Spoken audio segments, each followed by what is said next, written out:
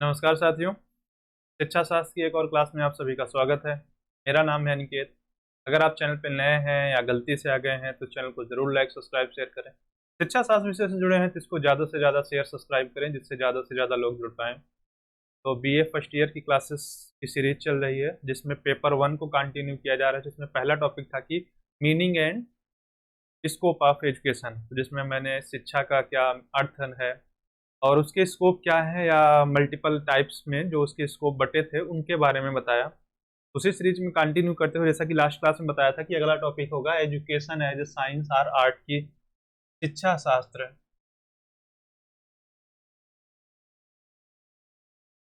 क्या है, कला है या विज्ञान।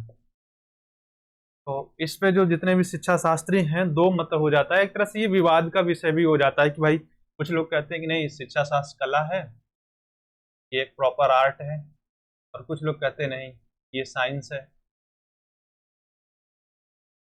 लेकिन ऐसा नहीं कि शिक्षा शास्त्र ना तो पूरी तरह से आर्ट है ना ही कला है, क्योंकि जैसे जैसे तकनीकी का विकास होता गया, अगर एक प्रॉपर हम अपनी एजुकेशनल हिस्ट्री की बात करें वैदिक कालीन में चले, तब भी शिक्षा पूरी तरह से ना तो आर्ट थी और ना पूरी तरह से साइंस थी, मतलब एजुकेशन तब भी दोनों का मिला जुला रूप था। देखो निष्कर्ष यही निकलने वाला है जो मैं बता रहा हूँ कि शिक्षा विज्ञान और कला का सम्मिलित रूप है, लेकिन उस चीज को डिफाइन करना पड़ता है। तो हम बताते हैं कि ऐसा क्यों है कि भाई शिक्षा कला और विज्ञान दोनों है, इस पे बहस क्यों होती है। तो हम सबसे पहले विज्ञान विज्ञान की ही बात करते हैं। तो जैसा कि हम लोग विज्ञान के बारे में जानते हैं क्या है, हम विज्ञान का थोड़ा सा डिस्कशन करते हैं। अगर एक साधारण भाषा में कहा जाए तो किसी चीज को सुव्यवस्थित क्रम से अगर हम अध्ययन करते हैं, तो व्यवस्थित क्रम ढंग से जब हम किसी चीज का अध्ययन करते हैं तो उसको हम क्या कहते हैं, हम विज्ञान की श्रेणी में रखते हैं कि भाई एक सिस्टमेटिक तरीके से जब हम कोई काम कर रहे हैं, और जैसे इनमें और चीजें हम जोड़ देते हैं कि भाई चीजों पे हमारा क्या है, जैसे कि वातावरण है, आपका वातावरण पे नियंत्रण है, चीजें आप अपने हिसाब से घटा बढ़ा पा रहे हैं, तो ये सारी खूबियां क्या होती हैं, विज्ञान की होती हैं। तो इस दृष्टिकोण से जब एक साधारण दृष्टिकोण से देखा जाता है तो कहते हैं कि नहीं शिक्षा शास्त्र भी ये क्या है, विज्ञान है। अब इसमें और चीजें जब तकनीकी का उदय होता है यानी टेक्नोलॉजी आ जाती है, तो हम टीचिंग एड्स यानी शिक्षण सहायक सामग्रियां यूज करते हैं।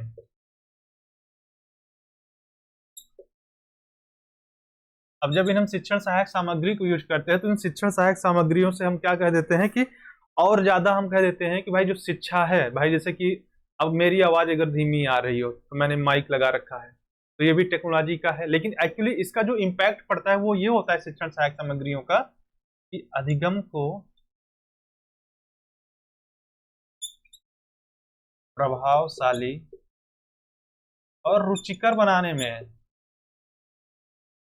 तो अब जैसे मेरी आवाज स्लो है, मैंने माइक लगा लिया, वीडियो क्वालिटी कम है तो उसको सुधार दिया, तो इन चीजों से क्या फायदा क्या होता है। अब ये देखो तकनीकी है, तकनीकी का उदय कहाँ से हुआ जन्म इसका होता है साइंस से। तो इसका जो हम यूज कर रहे हैं तो हम क्या हो रहा है, अपने शिक्षण को अपने अधिगम को हम बच्चों के लिए और अधिक अच्छा बना रहे हैं, इम्पैक्टफुल बना रहे हैं, उनके लिए इंटरेस्टफुल बना रहे हैं, मीनिंगफुल बना रहे हैं।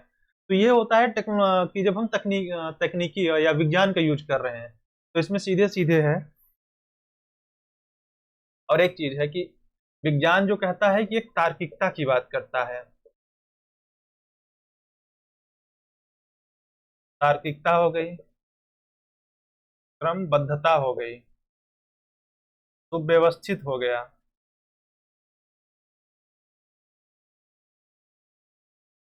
तो इन चीजों का जब हमें शिक्षण शास्त्र में देखने को मिलता है, तार्किकता मिलती है, क्रमबद्धता है या सुव्यवस्थित तरीके से कोई चीज हमें दी जा रही है, तब क्या होता है कि जो शिक्षा होता है वो विज्ञान के फॉर्म में दिखता है कि हाँ शिक्षा क्या है, एक शिक्षण या शिक्षा शास्त्र क्या है, विज्ञान है। तब हम उसको कला के रूप में नहीं देखते हैं। अब इसमें हम क्या करते हैं, और चीजें जोड़ देते हैं कि भाई हम निरीक्षण करते हैं, ऑब्जर्वेशन कर रहे हैं, सुपरविजन कर रहे हैं, हम प्रयोग कर रहे हैं। तो ये सारी चीजें जो हम यूज कर रहे हैं ये किसका हिस्सा है, विज्ञान का। तो इसलिए जब ये सारी चीजें यूज होती हैं कि निरीक्षण कर रहे हैं, हम प्रयोग करते हुए सिखलाया जाता है, तो क्या कहते हैं कि शिक्षण क्या है या शिक्षा क्या है, विज्ञान है। तब क्या होता है, विज्ञान का दावा मजबूत हो जाता है कि भाई शिक्षा शास्त्र क्या है या शिक्षण क्या है, विज्ञान है।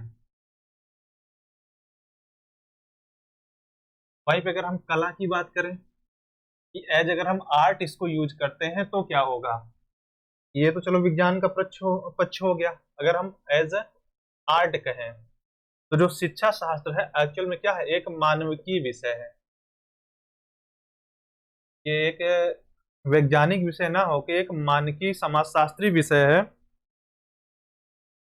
या मानकी विज्ञान है, मानविकी विज्ञान है। ठीक है, अब मानविकी विज्ञान क्या होता है कि इसमें क्या अध्ययन किया जाता है, बालक का, बालक के साथ इसमें क्या होता है, सामाजिक वातावरण होता है मानविकी विज्ञान में। तो हम क्या होता है कि इस वातावरण को देखो, ये विज्ञान का हिस्सा हो जाता है कि भाई हम क्या होता है कि हम अपने इन्वायरमेंट को कंट्रोल कर सकते हैं, अपने आसपास के माहौल को कंट्रोल कर सकते हैं, लेकिन क्या आप बालक को कंट्रोल कर सकते हो कि नहीं तुम यही करोगे, हम उसे दंड दे सकते हैं, रिवार्ड दे सकते हैं, पर वो किस तरीके से सीखेगा उस पर डिपेंड करता है। वो अपने इंटरेस्ट, अपने एप्टीट्यूड, अपनी एबिलिटी के अकॉर्डिंग ही सीखता है। तो ये हिस्सा बालक कहाँ है, मानविकी का है। विज्ञान क्या है, सामाजिक वातावरण। और वातावरण भी हम किसको कंट्रोल करते हैं, जो हमारे पास क्या है, आर्टिफिशियल होता है। जैसे इसका सबसे अच्छा एग्जांपल लैब का वातावरण। लैब में आप अगर Z10+2 के बच्चे होंगे, केमिस्ट्री में क्या है, प्रयोग करना सिखाते हैं, तो आप मेरे को बताया जाता है कि कौन सा केमिकल कितना मिलाना है, ज्यादा मिलाने पे क्या हो जाएगा। तो वो सारी चीजें कंट्रोल कर सकते हैं, लेकिन क्या कर सकते हैं, बालक को या सामाजिक पहलुओं को पूरी तरह से कंट्रोल नहीं किया जा सकता। इसीलिए शिक्षा शास्त्र क्या है, एक मानविकी विज्ञान का विषय है, या इसे हम कहते हैं सामाजिक मनोविज्ञान।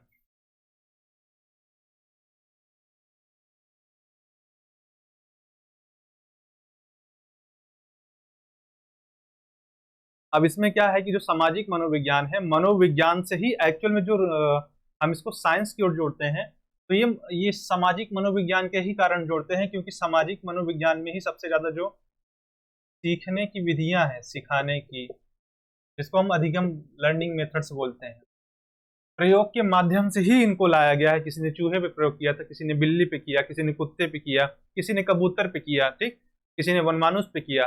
तो इनके द्वारा ही हम जो ये अभी चल रहा था कि भाई शिक्षा शास्त्र क्या है, कि कला है या विज्ञान है, तो विज्ञान के पक्ष को महत्व मिलता है। लेकिन जब अगर हम इन चीजों को हटा देते हैं कि मनोविज्ञान को चलो हटा दे रहे हैं, ठीक है, इस वातावरण को हम कंट्रोल हटा देते हैं, तो हम आर्ट को डिफाइन करते हैं। चलिए, तो जो आर्ट को यहाँ पे हम जब डिफाइन करते हैं, तो जो आर्ट का मतलब होता है कला, ठीक, आर्ट की मीनिंग निकलती है कला, और कला का जो मतलब निकलता होता है करना,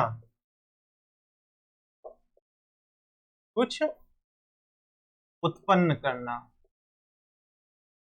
और कला का सारा कार्य क्या होता है, आपके हाथों से ही किया जा सकता है। अगर हाथ नहीं है तो आप कलाकारी नहीं कर सकते हैं। हाँ, अपवाद केस में अलग होता है, कोई अपने माउथ से पेंटिंग बहुत बढ़िया बना लेता है, कुछ लोग अपने पैर से, लेकिन वो एक्सेप्शनल केस है, क्योंकि या तो उनके पास वो पार्ट्स नहीं है बॉडी के, या तो उन्होंने अपनी स्किल इतनी ज्यादा डेवलप की कि अपने बॉडी के अलग पार्ट्स को भी वो सही से यूटिलाइज कर पा रहे हैं। तो ये जो सही से यूटिलाइज किया जाता है, ये विज्ञान के द्वारा नहीं संभव है। ये किसके द्वारा संभव है, इसी कला के द्वारा। तो इसके द्वारा क्या होता है, बल मिलता है कि भाई शिक्षण शास्त्र क्या है, कला है। अब कला क्या होती है, हस्त कौशल से संबंधित है। मैंने जो बताया कि भाई कि कला करने के लिए हमें हाथ की आवश्यकता होती है, और यहाँ पे भी कहा जाता है कि कला क्या है, हस्त कौशल से संबंधित है। अगर आपके हाथ नहीं है तो आप कला करने में एक्सपर्ट नहीं हो सकते या कर ही नहीं सकते हैं। अब हस्त निर्माण के द्वारा, इस हस्त कौशल के द्वारा आप क्या करते हैं, नवीन वस्तुओं का निर्माण करते हैं।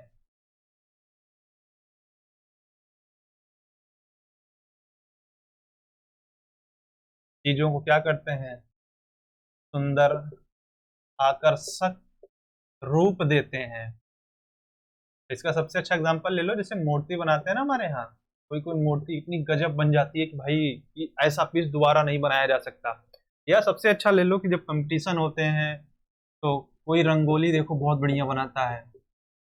जब मैं विश्वविद्यालय में पढ़ता था 2016 में, हमारे यहाँ पहली बार क्या हुआ था कि शायद मेरे ध्यान में पहली बार गया था कि कला का कंपटीशन हुआ था। जो आर्ट्स के बच्चे थे, जो प्रॉपर जिनका पेंटिंग या म्यूजिक सब्जेक्ट था, पेंटिंग था या फाइन आर्ट था, लेकिन उसमें बहुत से बच्चों ने पार्टिसिपेट किया था और लगभग पूरे सीनेट हॉल के चारों ओर 20 से 25 रंगोली बनी थी और सारी रंगोलियां भाई एक से बढ़ के एक थी कि किसको कह दो कि कौन खराब है कौन बहुत ज्यादा सुंदर है। मतलब संदेह हो जा रहा था कि हाँ यार सबने अलग अलग बनाया था, ऐसा नहीं कि सबने एक ही चीज बना दिया था, लेकिन सबका एकदम उत्कृष्ट रचना थी। तो वो किसके द्वारा है भाई? हस्त कौशल था, ये कला है।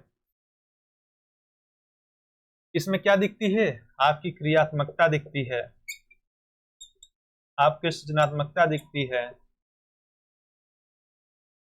क्रियात्मकता का मतलब है कि आप क्रिया करते हैं, अपने हाथों का यूज करते हैं, और क्रिएटिविटी यहाँ पे होती है। सृजनात्मकता का मतलब यहाँ से है कि पुरानी ही चीज को उसी के फॉर्म में रखते हैं, उसको कुछ अपडेट कर देना, एक नवीन रूप प्रदान कर देना, जिसको हम कहते हैं ना कि परंपरा से हटके कुछ नया करने की जो प्रक्रिया होती है उसी को हम क्या कहते हैं? क्रिएटिविटी कहते हैं या सृजनात्मकता होती है। तो कलम भी, जैसे अगर किसी ने कमल बनाया, चलो थोड़ा सा, मेरी आर्ट तो बहुत अच्छी है नहीं, पर थोड़ा सा देख लो, जैसे किसी ने क्या किया, कमल हम लोग ऐसे ही नॉर्मली बनाते हैं, डंडी निकाल दिए बन गए कमल। अब कोई लोग क्या होते हैं और अच्छा बना देते हैं, ऐसे ऐसे भी कर देते हैं तो और अच्छा लगने लग जाता है। अब क्या है, मेरा बनाया हुआ कमल बस इतना था, किसी ने इसको और अच्छा बना दिया, किसी ने इसके चारों तरफ जलाशय बना दिया। अब है एक ही चीज, लेकिन क्या है, क्रिएटिविटी में लोगों ने अपने अपने अकॉर्डिंग अपनी क्रिएटिविटी अपनी क्षमता को जोड़ के उसको क्या किया, नया रूप दे दिया। तो यही चीज है क्रिएटिविटी। अब इसी कारण देखो, मैंने विज्ञान का भी पहलू बताया कि विज्ञान का हम क्यों रखते हैं, और आर्ट का भी पहलू बताया। निष्कर्ष जैसे मैंने शुरू में ही बताया था कि शिक्षा शास्त्र ना तो पूर्णतः कला है ना तो पूर्णतः विज्ञान है। इसको हम कह सकते हैं कि जो शिक्षण है हमारा वो कला प्लस विज्ञान का समागम है। ये क्या है, दोनों से मिलके बनता है हमारा शिक्षा। हम दोनों को सही से यूटिलाइज कर पाएंगे तभी क्या होगा, शिक्षा सही तरीके से डेवलप हो पाएगी और बालक सही तरीके से उसका यूटिलाइज कर पाएगा, समझ पाएगा। अगर हम दोनों में से किसी एक अप्रोच का यूज करते हैं कि नहीं हम बालक को सिर्फ शिक्षण देंगे, हम कला के माध्यम से सिखाएंगे, तो आज के समय में तो ये पॉसिबल ही नहीं है। इवन जैसे कि वैदिक काल में भी था, तो भाई कोई तरीके थे वहां पे लिखने की, एक कला थी, लेकिन उसके लिए भी तकनीकी यूज किया जा सकता था ना कि भाई लिखा कैसे जाएगा। तो ये सारी चीजें जो यूज की जाती हैं, तो कुछ इसका हिस्सा शिक्षण का यानी कला का है और कुछ हिस्सा विज्ञान का है। नेक्स्ट क्लास में हम बात करेंगे फॉर्मल, इनफॉर्मल और नॉन फॉर्मल एजुकेशन की, कि एजुकेशन के जो फॉर्म्स हैं यानी रूप, जिसमें से नॉन फॉर्मल, इनफॉर्मल और फॉर्मल, ये तीन रूप हैं। ऐसा नहीं कि सिर्फ यही तीन रूप हैं, इसके और भी ज्यादा रूप हैं, लोकतंत्र के अकॉर्डिंग है, तानाशाह के अकॉर्डिंग है, बट हम इन्हीं तीन पर डिस्कशन करेंगे क्योंकि आपके सिलेबस में यही है। और एक बार फिर कह रहा हूँ कि अगर आप चैनल पर नए हैं तो चैनल को जरूर लाइक सब्सक्राइब शेयर करें, इससे ज्यादा से ज्यादा शेयर करें, जिससे ज्यादा से ज्यादा लोग जुड़ पाए। Thank you.